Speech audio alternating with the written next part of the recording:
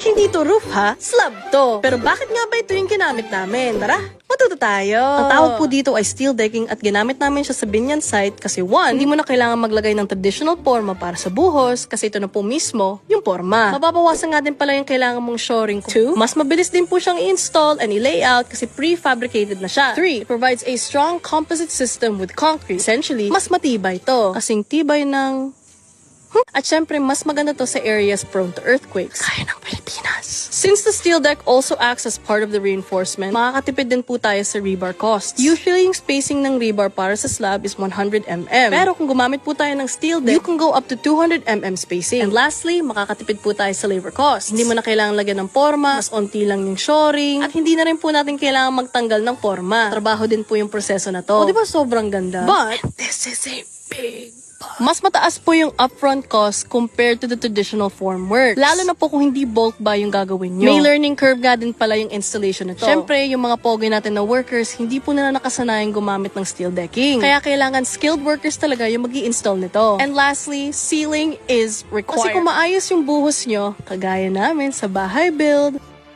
pwede mo na yan gamitin as the ceiling. But as you can see with the steel decking, hindi po siya aesthetic. So commonly sa situation na to, gumagamit po tayo ng gypsum board or fiber cement board to cover it up. Okay, bye!